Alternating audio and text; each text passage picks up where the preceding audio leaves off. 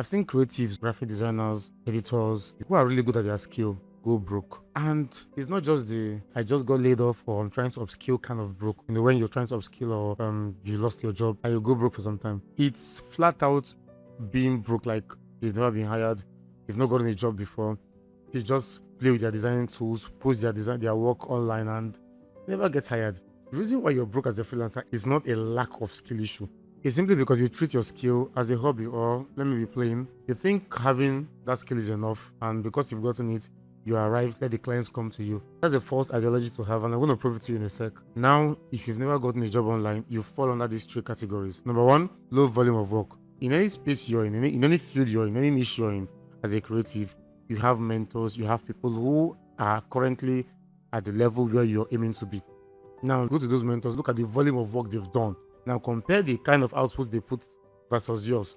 I'm not saying you should be at their level exactly, but by comparing the kind of work they do with yours, you can get a glimpse of how much you've not done and how much you need to improve on your outputs, okay?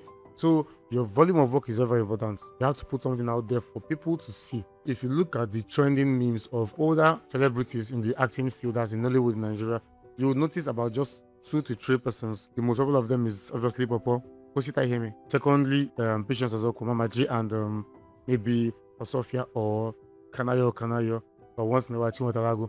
Now these guys are portable.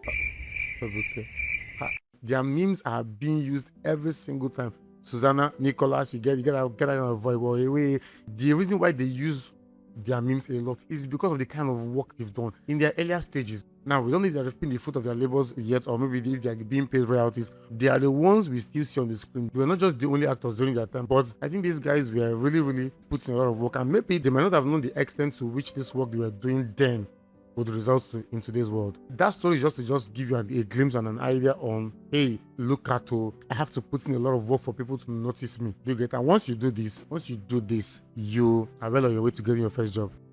Secondly, your portfolio. Where's the proof that you've done the work you said you've done? If you're not in the first category, if you have a high volume of work, where's the proof? Where can we say it, okay? And this brings me to your portfolio. Can do your portfolio. Talk is cheap, I believe that action speaks louder than words. Where are those samples? Where are those projects you've worked on?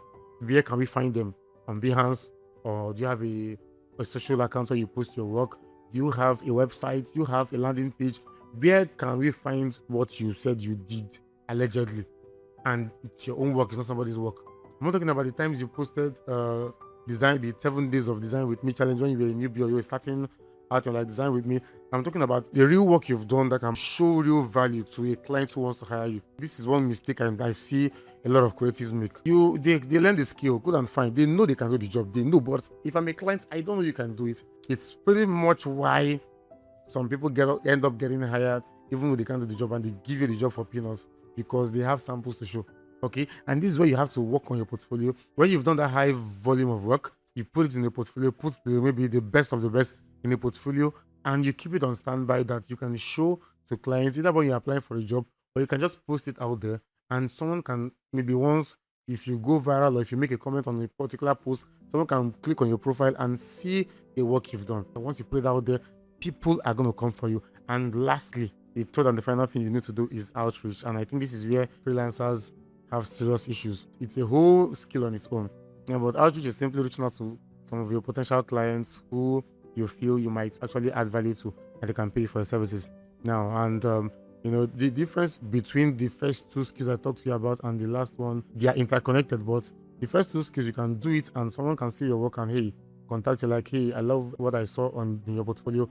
I want to work with you. Are you available to take more projects for your work?